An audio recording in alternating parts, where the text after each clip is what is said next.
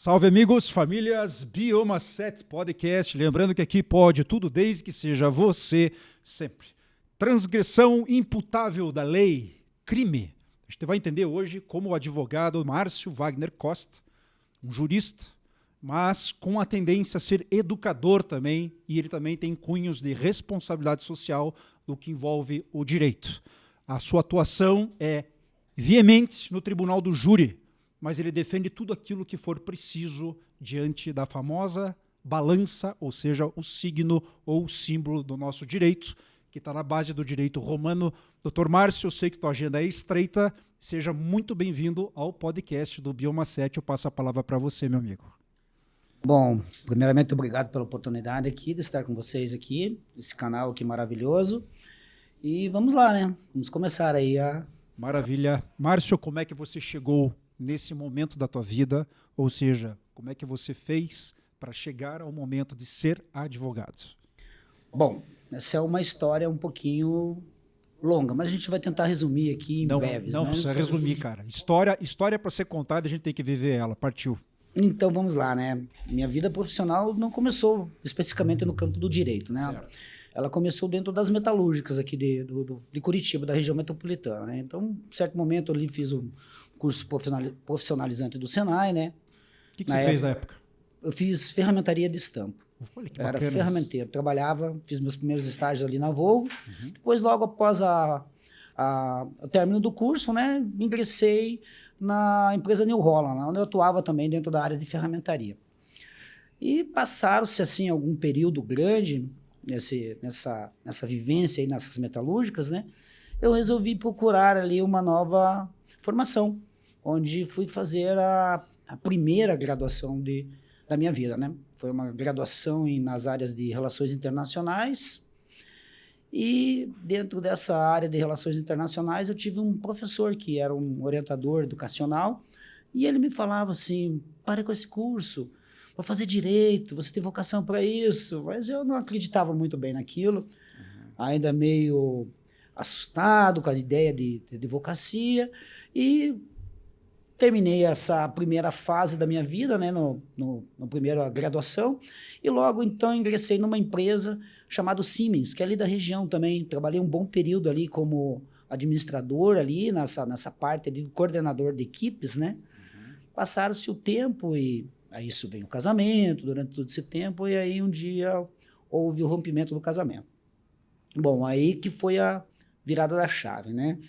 Pensei, por que não mudar? Por que não dar uma testada naquela situação lá que meu professor tinha me falado, né? Faça direito, faça direito. Acabei ingressando novamente na segunda pós-graduação, no curso de direito. E logo ali já, assim, o impacto foi maravilhoso, né? No segundo mês já de faculdade de direito, meu professor já logo me falou assim: olha, você tem uma personalidade boa aí para um estágio que a gente está procurando, e um colega meu de trabalho aí, e eu vou te indicar para trabalhar num estágio. Se você está afim? Eu falei, vamos lá, vamos tentar esse desafio, né? E aí eu fui estagiar no setor de segurança pública, numa delegacia aqui da capital. Passei um período ali, onde tive grande conhecimento ali da área da delegacia, inquérito policial, como é que era a situação de depoimentos, oitivas, e logo após ali ocorreu que abriu uma oportunidade dentro da Defensoria Pública do Paraná, de um concurso. Nessa época, a Defensoria Pública estava se instalando aqui na capital, então ela precisava de vários estagiários. Eu acabei fazendo esse concurso e fui aprovado. Logo entrei na defensoria, tive que pedir a retirada minha lá da delegacia. Fiquei um pequeno período na área de família, mas novamente já me resgataram e me levaram para o setor de execução penal. Algo maior já te chamava? Parecia que era ali que estava a minha... A boa encrenca. A boa encrenca, A boa bem encrenca. colocado. E aí eu acabei ficando 2 anos na Defensoria Pública, onde desses 2 anos, 1 ano e 8 meses, mas praticamente foi tudo dentro da execução penal. Ali eu vivi o cotidiano das famílias hipossuficientes, né? Os desafios ali de entender o que era uma vida de um presidiário, como que fazia para que eles pudessem ter uma reeducação, o que era realmente a reintegração social de uma pessoa que estava encarcerada para a vida normal, né? Essa que a gente vive, né? Dentro do dia a dia. Entendi. Eu sempre trago a história, a sua jornada profissional, porque o Bioma 7 entende que quando as pessoas, ao assistirem um podcast sobre a tua atuação profissional e entendem de onde você vem, elas conseguem também enxergar a tua potência como autor hoje na área do direito.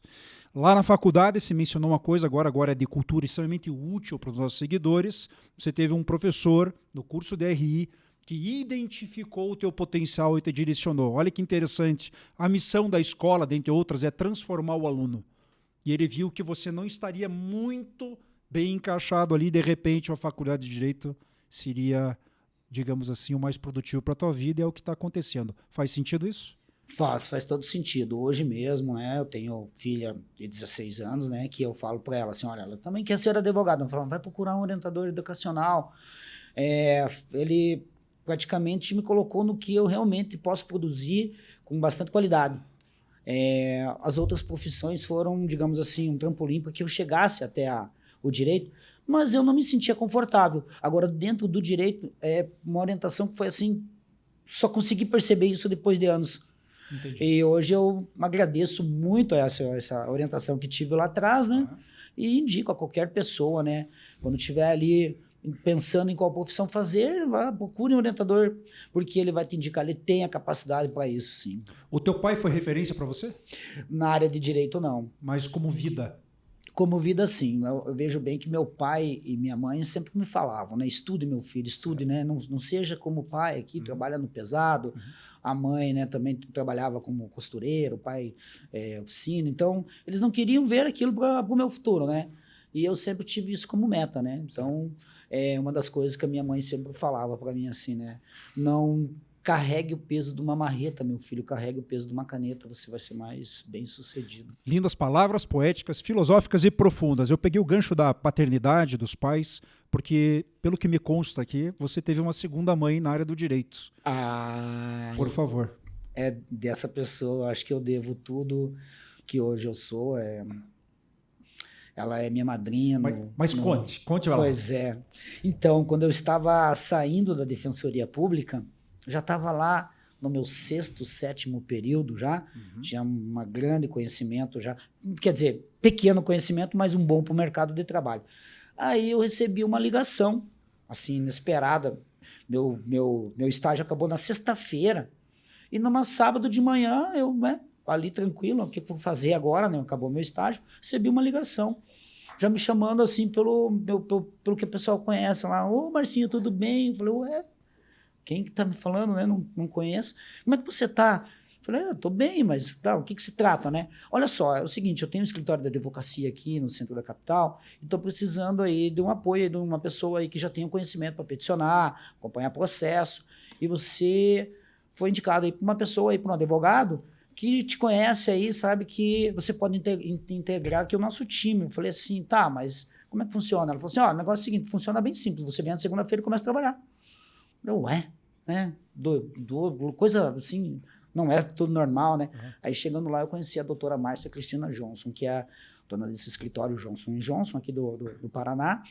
E lá, já do começo, a gente já conseguiu ter um bom relacionamento e já fui direcionado, era para ser no estágio, mas já me colocou na área de trainee.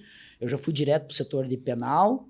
Ali a gente já fez uma inscrição dentro da Ordem dos Advogados do Brasil, que tem ali o setor de estágio profissional, onde você pega uma credencial, ela é a mesma do advogado, só que ela com uma cor diferente, né? E essa credencial te dá a oportunidade de você interagir nas audiências, você poder acolher assinatura nas procurações do pessoal assim que estão presos, enfim, né? Inclusive até também uma oportunidade de você poder estar assinando as suas peças, assim, claro, sob a supervisão. Então, foram bons momentos com ela me ensinou a ter um comportamento, uma regra dentro de audiências, E assim, engraçado que foi as primeiras petições, ela chegou assim e falou assim, calma. Você atende a defensoria pública, é um específico, é um volume de serviço muito grande. Aqui não, aqui nós somos advogados públicos, tem que ser as coisas com mais capricho, mais atenção, mais embasamento jurídico, porque é um cliente que ele requer assim a atenção total. E é aqui que a gente está, que é o trabalho diferenciado entre a Defensoria Pública e nós, né? E eu comecei a entender o que era realmente a palavra advogado. Foi nesse momento. Então, hoje, tudo que eu tenho, esse conceito de ser advogado, eu sempre me refiro a essa pessoa, essa advogada que teve aquela paciência comigo, né? E eu trabalhei ali até ter a minha OAB, a minha inscrição, foi com ela. E hoje ainda a gente troca muito figurinhas, né? Ela fala assim, pô, você se especializou aí na área do penal, então ela acaba me passando os casos, ela faz aqui os primeiros atendimentos e me passa os casos. Então, foi a minha madrinha, a minha segunda mãe, eu digo, no direito penal. Quando eu estou com muita indecisão de alguma coisa, é para ela que eu recorro e eu acho que Deus colocou ela no meu caminho. Maravilha. Storytelling sendo montado. Você é militante de processo penal. Conte um pouco dos teus momentos aí. Pois é. Eu sou militante no direito penal. Perfeito. E dentro dessa esfera, sempre meus estudos foram voltados para a área penal. Tá. Lembro que os primeiros contatos que eu tive ali, um pouquinho mais interagindo, foi dentro da universidade também. Tá. Foi quando um professor meu, ele era presidente, ele era juiz do Tribunal do Júri, o doutor Daniel Avelar, e ele tinha um grupo ali de alunos que participavam de curso do Tribunal do Júri. Aqueles primeiros preparatórios, como que você interage dentro de um processo, quando você recebe o processo, quais são os momentos do processo. E eu acabei fazendo parte dessa equipe. É uma equipe da faculdade, onde lá a gente fazia júris simulados. Então, a partir desse momento, meus estudos quase todos ficaram voltados mais para o Tribunal do Júri, especificamente dentro da área do direito penal, né? Então, eu sempre tive essa paixão e quer dizer, veio para mim porque me colocaram dentro desse caminho, mas ficou nela, né? Eu entendi que era ali a minha vida pessoal, profissional, tudo se baseou nesse momento aí. E ali vieram pós-graduação, cursos de tribunal, que foram vários aí no decorrer desses anos. Uhum. A tua pós em que área? Direito penal avançado. O que é o direito penal avançado? Bom, o direito penal avançado, ele trabalha ali a matéria processual, né? Trabalha toda a matéria processual, ele trabalha crime por crime, começando lá por crimes contra honras, né? Depois a gente vê para crimes contra a vida, e ali crimes patrimoniais, enfim, né? Ele trabalha cada crime, ele trabalha como você se apresenta em uma petição, quais são ali os indicadores processuais para você utilizar na sua defesa, artigos que te respaldam o seu pedido, e também trabalha dentro da área de execução penal, uma área que eu já conhecia da Defensoria Pública, mas como eu tive professores maravilhosos, assim, deu uma evoluída grande nessa pós-graduação que eu fiz. Certo. Por questões de compliance, você não precisa falar de números exatos, certo? Mas me dê um número, eu quero saber quantos processos você já ganhou em estatística. Olha, eu sou, né, meio suspeito em dizer, né? Tudo mas as vitórias sempre vêm, né? Vem. Digamos assim, que se eu fosse fazer uma média, não sei explicar. Se eu tivesse feito lá... Um número fictício, para eu bater um percentual. Se eu tivesse feito 1.200 processos lá, eu acho que uns 40% tinha dado gol. 40% bom. E estatisticamente para um jurista isso é um número bom? É expressivo? É um desempenho bom? Como é que funciona isso, por favor? Olha, eu digo assim que sim, né? Eu digo que esses 40% foram assim exatamente o que eu queria procurar. Mas os outros que vieram, digamos, com sentenças positivas. Tá. Diminuição de pena. E é claro que a gente, né, também erra muito também, né? Mas os erros nos fazem refletir, né? Certo. E aí você tem que trabalhar lá em apelação, em outros segmentos. Mas eu digo que teve uma trajetória bacana. Eu acho que todos esses 10 anos aí, né, que eu tô dentro do mundo jurídico, né, me fizeram conhecer muito mais o que é um ganhar de um processo, né? Nem sempre é você ter a sentença do comum, mas de repente uma redução de pena, um regime apropriado, ou então devolver um patrimônio para a pessoa que foi ofendida. Enfim, são N fatores, né? Pro formando que está prestes a colar grau, ou aquele que já colou e está no processo da prova da OAB, que dica ou opinião você daria para constituir um escritório? Pois é, eu fiquei pensando sobre esse assunto e um escritório não é nada fácil. Por favor. Nada fácil. Porque daí, pessoal, a gente vai entrar agora num dos pilares do Bioma, que é gestão, e um escritório de advocacia tem sim muita gestão. Por favor. Veja bem, olha só, dentro de um escritório a gente começa lá, né? Muitas vezes as pessoas me perguntam assim, por que você não faz advocacia em casa? Olha só, a OAB oferece escritório lá para você trabalhar. Mas eu falo assim com certeza, com conhecimento de causa. A cada 10 atendimentos que eu fiz antes de ter o meu escritório, talvez um eu peguei. E hoje é o contrário. A cada 10 atendimentos que eu faço dentro do escritório, é capaz de um eu não pegar. E é muito difícil ainda perder isso aí. Por quê? Porque o pessoal ele quer uma confiança. Ele quer saber onde que o advogado trabalha. Se caso não conseguir entrar em contato com o telefone, ele possa bater lá. Então existe tudo um raporte de atendimento. Isso. Mas não é fácil. Não é fácil. Não é fácil, porque não temos o patrão que nos paga mensalmente, né? Sim. Então fica aquela primeira... Você é o patrão que passou a pagar. Eu sou o patrão que passou a pagar. E daí começa a dificuldade, né? Você tem que ter ali tem que ter coragem, né? Certo. Tem que ter coragem, porque hoje no Brasil nada é fácil, né? Nada é fácil. Mas ali dentro do escritório não é também só um papel e uma caneta que você trabalha, né? Entendi. Existem outras coisas, né? Hoje eu trabalho com algumas gestões ali de programas, né? Uhum. Não vou citar nomes, mas programas que mandam um relatório para os clientes, né? Sim. Então tira aquele momento. Porque, olha, você chegou no escritório, parece uma coisa, teu celular não para de tocar, né? O pessoal, como é que está meu processo, doutor? Como é que é isso? Para evitar esse tipo de situação aí, eu poder ter um pouquinho mais de tempo para peticionar e estudar o caso, eu acabei contratando aí um programa que ele faz a compilação inteira do processo, manda e-mail a cada movimentação para os seus clientes, isso ajuda bastante, sabe? Ajuda na gestão. Ajuda. Tecnologia a favor da... Sempre. Sempre. A tecnologia nos dá um ganho enorme. Não dá para ficar avesso. Não, jamais. O advogado que fica avesso, ele fica obsoleto. As leis mudam toda hora, todo dia. Agora, essa semana mesmo, a gente sancionou a lei do feminicídio, né? Que passa de ser crimes que eram lá do crimes contra a vida e acaba sendo um crime autônomo, né? Se você não tem esse conhecimento, provavelmente vai começar a ter jurisprudência sobre esse assunto. Se você não estudar, não tiver algo que te facilite, isso fica para trás. Fica para trás. Fica. Voltando na parte técnica, eu queria que você contasse um pouquinho do que é o ambiente do Tribunal do Júri.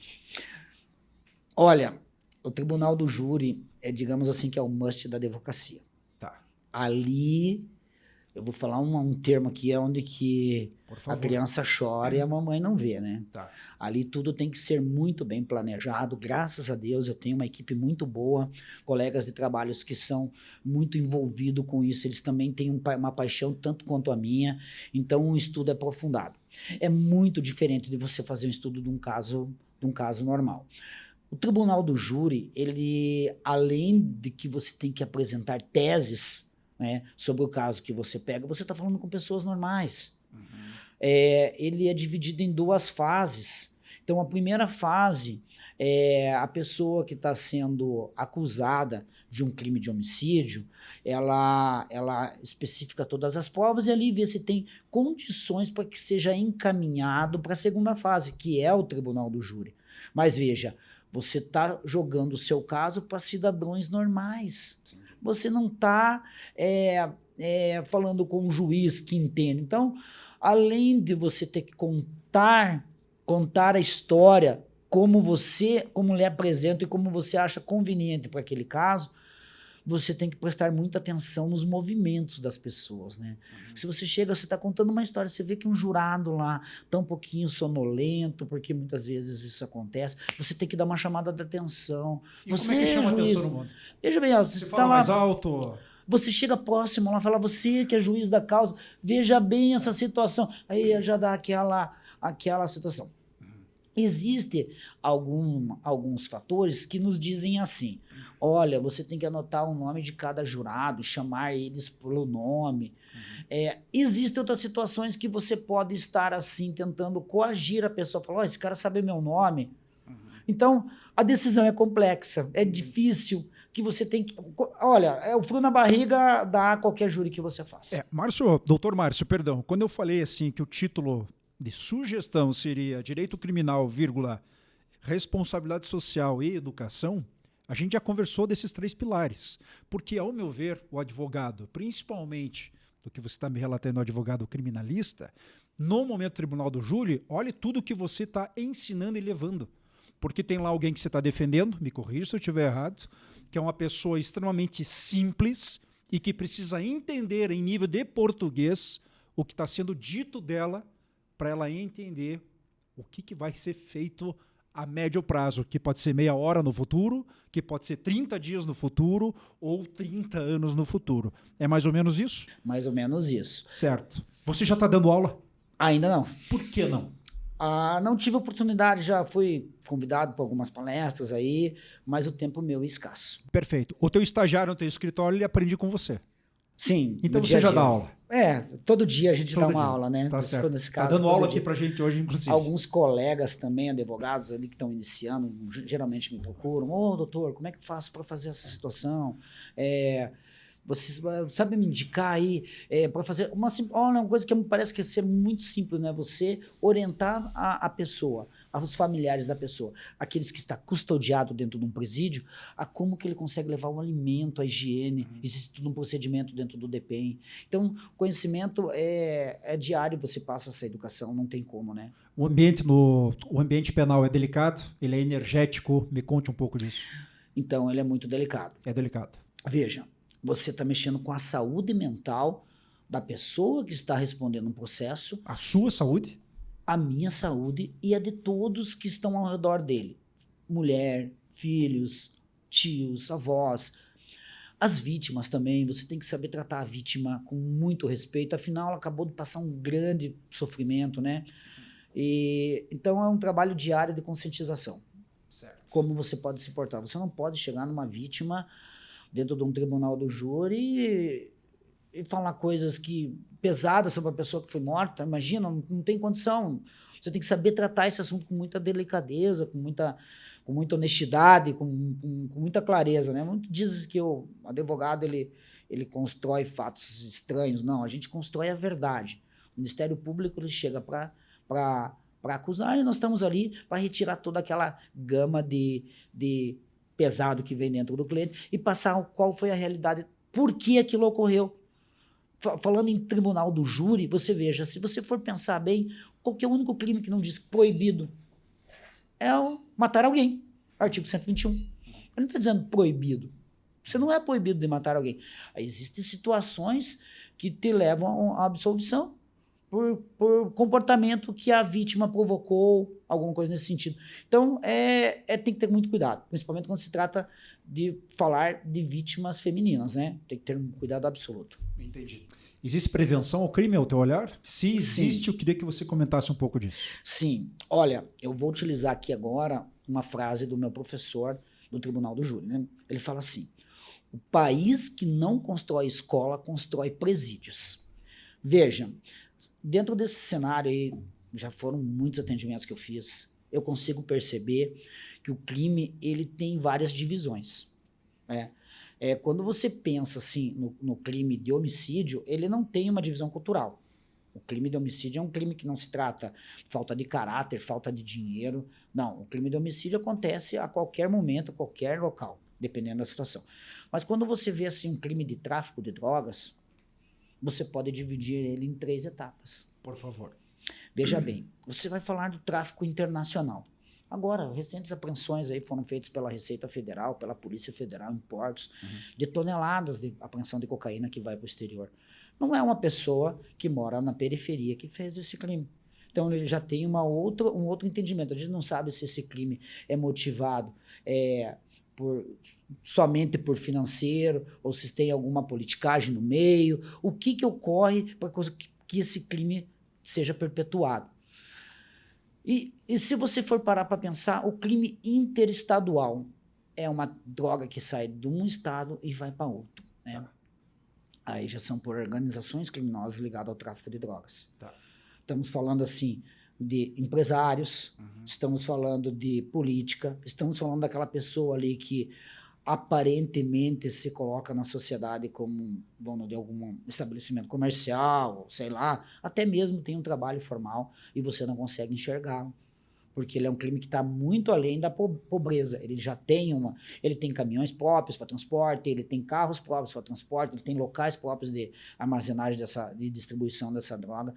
E quando você chega lá no crime de tráfico de drogas do pequeno traficante, esse é o que eu mais sinto pena da pessoa, porque estamos falando ali de pessoas que não têm estudo, não têm moradia, muitos deles moram na rua, são pessoas totalmente viciadas, muitos fazem esse crime para manter o seu vício. Estão à margem dessas situações. Por isso se chamam os marginais, né? Okay. Estão à margem da sociedade.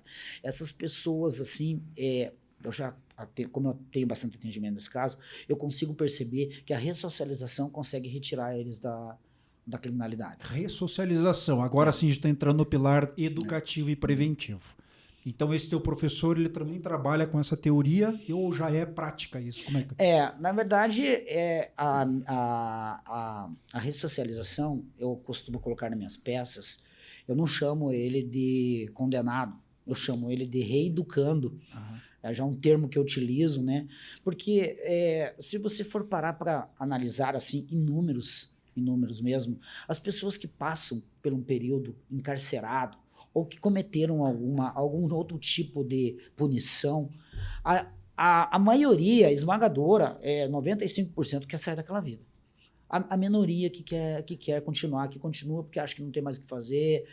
Eu tive, assim, já acompanhei algumas empresas aqui do Paraná que ele trabalha com a grande maioria de pessoas que estão no regime aberto, cumprindo pena ainda. Então, eles fazem um serviço de ressocialização. Por quê? Porque essa pessoa, ela depende exclusivamente do seu trabalho. Então, a ressocialização, ela nos ajuda. Eu, particularmente, prefiro. Muitas vezes as pessoas falam, o cara não vale nada, mas eu prefiro ele trabalhando do que ele vindo me assaltar ou vendendo droga para o meu filho, roubando meu veículo, ou, sei lá, fazendo qualquer outro tipo de situação. A partir do momento que ele tem aquela consciência que ele tem que voltar ao trabalho, à educação, ele se torna parte do nosso cotidiano e não nos atrapalha, nos ajuda, inclusive. Perfeito. Acredita, de repente, que o ensino municipal, estadual, federal e particular, desde o ensino médio, talvez um pouco mais para trás, inclusive, seria interessante retomar ou ressignificar alguma matéria que envolvesse direito? Sim. Por quê? Porque, veja bem, nós temos uma cultura no Brasil, vamos falar ali do caso que hoje muito nos impacta aqui, que é o crime que é cometido contra as mulheres, né? Certo. A gente tem uma sociedade totalmente machista, né? Onde a pessoa não consegue entender. E veja bem, hoje, se tivesse um programa de educação dentro ali do ensino fundamental, onde os alunos conseguissem compreender o que é o crime, quais são as consequências que isso vai levar para a vida dele, e como evitar, eu acho que a gente diminuiria bastante a criminalidade. Você acha que impactaria positivamente? Positivamente. Certo. Eu vejo que se tivesse um conhecimento ali básico de direito constitucional, digamos assim, para a pessoa pelo menos saber quais são os seus direitos e também as suas obrigações dentro do ensino fundamental, seria bom. Também alguma pincelada ali dentro do direito penal, alguma coisinha assim que mostrasse aos alunos a importância que é de seguir as regras, que aquilo ali vai te atrapalhar muito. Uma visita dentro de uma penitenciária. Então, quem visita a penitenciária hoje geralmente é um acadêmico de direitos, ou um acadêmico de psicologia, ou de psiquiatria, porque vai fazer a parte do manicômio judicial, e outras ciências aí. Mas, de repente, a escola poderia estar fazendo uma visita, não profundamente, a gente sabe, mas ir conhecer uma casa de detenção. Olha, fica complicado, né? Porque ali é um ambiente bem hostil. Pois é. Né? Eu digo que talvez conhecesse a escola. Me passou aqui agora uma lembrança que eu estava fazendo um júri aqui na cidade de Curitiba aqui no Tribunal do Júri, e quando eu menos me deparei, eu vi assim o plenário completo de acadêmicos, de estudantes ali, né? Eles deveriam ter entre a faixa de 11 a 15 a 16 anos. E aquilo me assustou. Falei, nossa, agora eu estou diante de uma plateia, e essa plateia, pessoas que vão aprender. E aquilo a gente foi trabalhando, e quando deu o intervalo, os alunos vieram perguntar para nós, assim, olha que legal, que bacana. Eles aprenderam muito aquele dia. Aprenderam muito. Então, assim, não digo que talvez dentro de um presídio esses meninos conhecessem, mas talvez passasse algum filme, alguma imagem para ele do que realmente é o sistema carcerário, quais são os impactos você trazer na sua vida um crime. Então, eu acho que ajudaria muito ao pensamento. Perfeito. Formação de caráter, né? Vamos bater um papo sobre vade-mecum? Bora lá. O que é crime hediondo? Pois é, o crime hediondo ele está especificado dentro de uma lei específica, né? Ele tem uma lei própria para isso, né? Não sou muito bom de guardar números de lei, mas ele tem uma lei específica. Ele tem enquadramentos do que significa o hediondo. Digamos assim, o crime de homicídio com qualificadoras ele passa a ser hediondo, o crime de latrocínio, que é o roubo seguido de morte, ele é hediondo, e aí também vem os crimes equiparados a hediondo. Né? Por que essa distinção que fizeram? Porque existe alguns benefícios para quem comete um crime. A partir do momento que você é enquadrado dentro de um crime hediondo, esses benefícios são afastados todos. Progressão de regime, ele muda a parte de você sair de um crime. O crime mesmo, a lei nossa, para quando há uma determinado número de anos de prisão, né, de sentença, ela tem os crimes. Ela tem o crime fechado, o regime fechado, o semiaberto e o aberto. Veja, se você é enquadrado dentro do rol de crimes hediondos, determinado daquela lei específica, você tem uma progressão de regime muito mais longa. Ao invés de você progredir ali com 25%, que é um crime de furto simples, o cara cometeu um furto lá, pegou lá 2 anos de prisão, ele vai, digamos assim, né, ele já vai estar no regime aberto, né, mas vamos botar um pouquinho mais longo, né? Ele pegar 4 anos e 1 mês, ele vai estar no semi-aberto. Porque ele vai para o aberto, ele tem que cumprir 25%. Então ele vai ficar ali 3, 4 meses, 5 meses e já vai para o aberto, né? Isso já é processo penal? Isso já é processo penal. Já é processo penal. Na verdade é execução penal isso, execução né? Penal. Execução penal, isso já é execução penal. Existe também ali os famosos falados assim, induto natalino, né? Que muito se discute, né? A atribuição do presidente da República, que ao final do ano ele sanciona uma lei que ele determina a regra para aquele indulto ou outra situação ali que eu não estou muito bem lembrado agora. Mas veja bem, o que ocorre? Os crimes hediondos não fazem parte desse requisito. Eles são afastados. O hediondo é tudo aquilo que é intolerável, máximo pela sociedade, ele passa a ser hediondo. Entendi. O que é um habeas corpus? Esse é o nosso famoso remédio constitucional, né? Explique por quê, por favor. Pois é, então, por quê? Quando nada mais funciona, né? Você está entendendo que aquela situação está errada, não é o correto, a lei não diz aquilo, você peticiona um habeas corpus, né? Você pode peticionar um habeas corpus quando uma prisão ilegal ocorrida do delegado, do juiz, né? Que o juiz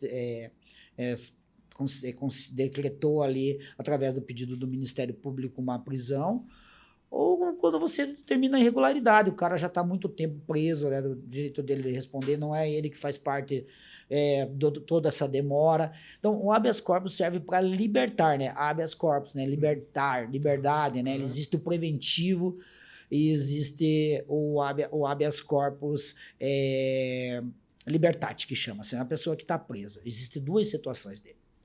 E eu vou especificar bem isso da seguinte maneira. Está ocorrendo uma investigação sobre o Tício, né, que são as figuras utilizadas, né?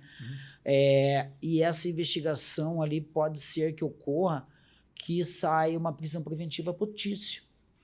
você vê que tem elementos ali que o delegado pode entender que ele vai fugir, alguma coisa nesse sentido, e solicitar ali para o Ministério Público a prisão e o juiz deferir, né? Então você entra com habeas corpus para prevenir. Ó, hoje eu vou lá conversar na delegacia, mas eu tenho certeza que eu vou entrar e vou sair porque eu tenho um habeas corpus libertátil, né? Preventivo. O libertátil já é diferente, é aquela pessoa que está presa. Ela está presa, a prisão dela já está irregular, você pediu para o juiz lá, né? Uma revogação de prisão, né? Ou então uma liberdade condicional, né? Ali, sob certas condições. E o juiz falou, não, eu entendo que ele deve manter, né? Não foi movido, não foi mexido nada na estrutura do processo, continua se mantendo a mesma ordem. Você fala, não, mas não está a mesma ordem. Essa pessoa aí já terminou o processo, não tem mais nenhuma testemunha que possa ser coagida. Dentro desse processo aí foi comprovado que não estava naquele local e não tem por que manter ele aqui, né? Aí você entra com um habeas corpus, ela pode ser impetrada tanto nos tribunais de justiça estaduais, quanto a gente pode subir também no STJ, no STF. O trabalho daí é um pouquinho mais complexo, né? Lá. Falando em trabalho, eu queria que você trouxesse um case, evidentemente, sem citar nomes, mas eu vou recordar de um. Porque o Dr. Márcio trouxe vários aqui para eu escolher um tema. Uhum. Eu quero que você lembre e relate aquele da mãe que estava desesperada para que você atendesse o filho que estava com processos de Maria da Penha. Por que eu estou trazendo isso? Para as pessoas entenderem que você não lida somente com o teu cliente. Você lida com a ansiedade do entorno do que envolve isso, por favor. Então, veja bem. Que caso era esse? É um caso de Maria da Penha, né? Quebra de medida protetiva. E quando eu peguei o processo, eu olhei e falei assim, pô, mas aqui não tá tudo errado isso, né? Tá tudo errado, né? Então vamos lá, né? Muito, muito simples o advogado chegar e falar assim, né? Olha, você descumpriu uma medida cautelar ali, né, da Maria da Penha, você vai preso, né? Você não poderia se aproximar da vítima, você foi lá, xingou ela na porta da casa dela, fez algumas coisas e você tá preso, né? E aí vem a vítima e fala, ele tinha medida protetiva mesmo, eu não fiz nada para ele. E aí você passa a entender o contexto. Esse caso em específico era o contrário. Era uma pessoa, sabe aquele casamento que vai, volta, vai, sempre briga, né, e discussão, e aí saiu uma medida protetiva. Como se fosse um relacionamento tóxico, é isso? Exatamente. Perfeito. Saiu uma medida protetiva e o rapaz continuou lá na casa com a mãe dele, e aí a suposta vítima procurou esse rapaz, né? Começaram a ter um relacionamento através do WhatsApp, veio pra cá, inclusive essa situação não é na cidade de Curitiba, né? Pegou o rapaz da cidade onde ele morava, levou pra casa dela, né? Mandava Pix para ele, para comprar as coisas, tudo. E em um determinado dia, tiveram mais um entreveiro, né? E aí ela chamou a polícia, falou, quer saber de uma coisa? Se tem medida protetiva, você vai em cana. E isso não teve nem fato. Ele menos esperava, né? Só tinha discutido com a mulher, cana nele, né? Aí eu olhei e falei assim, puxa vida, né? Mas tem alguma coisa complicada, né?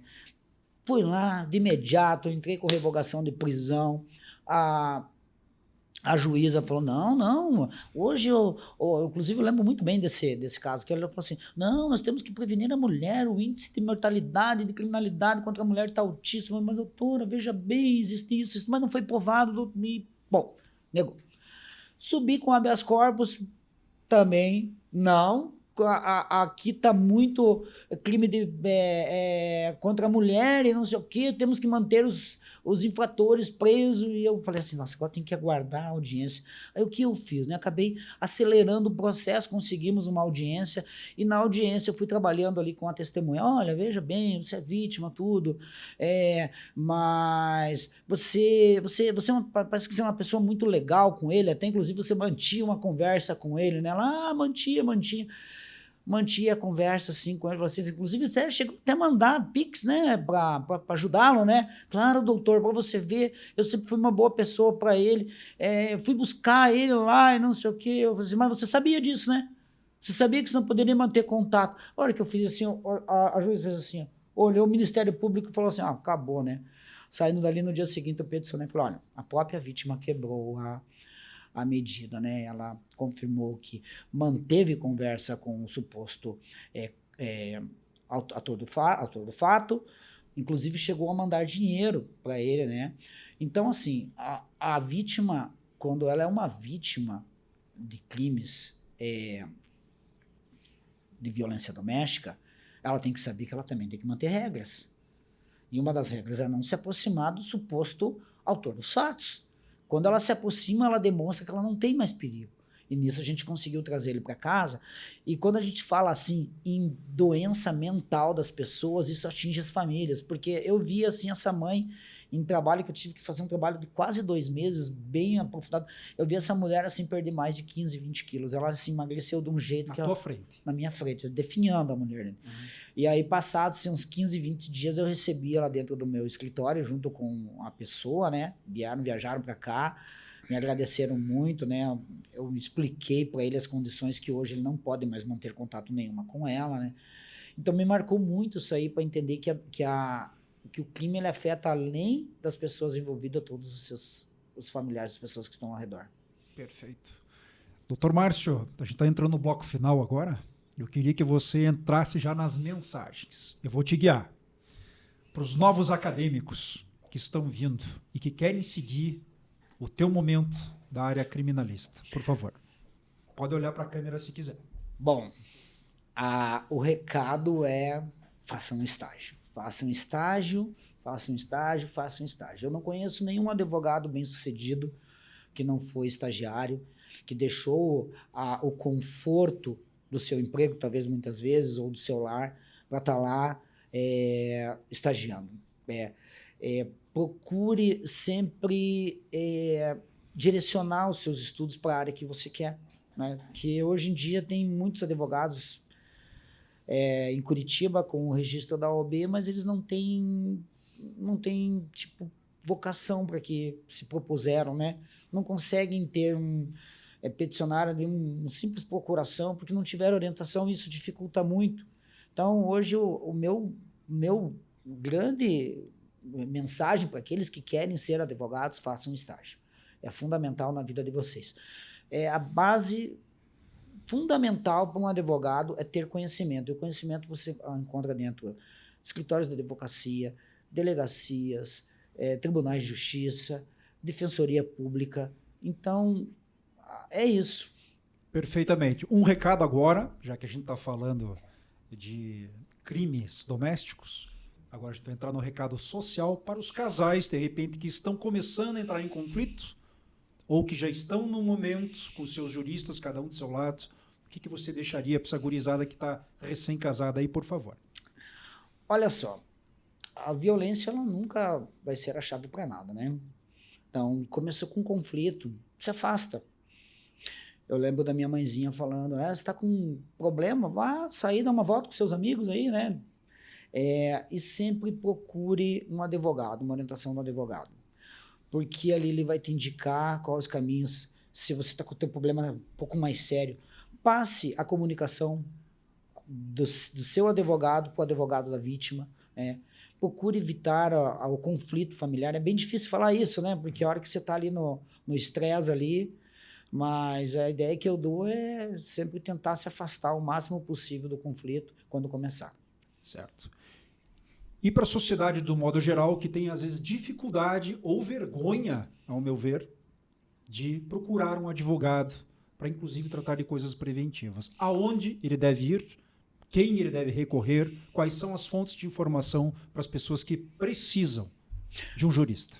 Veja bem, hoje aqui no estado nós temos aqui, além dos advogados, né, vários escritórios muito bons aqui. Nós temos aqui para as pessoas que são hipossuficientes procurar a Defensoria Pública, um órgão maravilhoso, onde eu tive grande parte da minha carreira também é voltada por ter parte desse contexto, mas ela é mais para pessoas hipossuficientes, né? Certo. Você pode estar pesquisando uns advogados ali dentro da rede social, ali você sempre acha boas pessoas. A informação, geralmente, a indicação do boca a boca é o mais indicado, né? Porque um advogado, ele deixa de ser somente um escritório, né? Ele passa a conhecer os teus segredos, né? Ele passa a conhecer a sua vida financeira, os seus limites. Então, não é a todos que você consegue passar essas informações. Geralmente, eu sempre falo, né, que O advogado, ele acaba sendo ali, muitas das vezes, que não seria o caso, mas ele acaba sendo orientador futuro para a pessoa, psicólogo ali, né? Claro, brincando, né? Não tem nada com isso, mas eu digo, você tem que passar recado para ele. Esses tempos atrás mesmo, um colega meu começou a ter umas conversas lá com a mulher dele. Eu falei, cara, venha tomar uma cerveja comigo, daí você volta para casa mais tranquilo. Então, assim, procura as pessoas que são de sua confiança. A advocacia não é para você achar em qualquer esquina. Você tem que ter quem você confia. Perfeito. Você participaria de uma mesa redonda aqui com outros colegas? Ah, com certeza. Com certeza. Mas tem que ser na área penal, né? Porque... Acho que vai agilizar isso. Digamos assim, né? Se me colocar lá para falar sobre outras coisas, eu vou pedir ajuda aos universitários. Mas o Bioma 7 está cheio de universitário aqui assistindo, trabalhando com a gente. Doutor Márcio, parabéns. Obrigado. Uma relação internacional, jurista, trabalhador nato. Você é de Curitiba? Eu sou de Curitiba. É de Curitiba? Sou de Curitiba. Nasci na região ali do Capão Raso, né? E tomo leite quente. Então tá certo. Bioma 7 Podcast. Aqui pode tudo. Desde que seja você, sempre. Obrigado. Obrigado.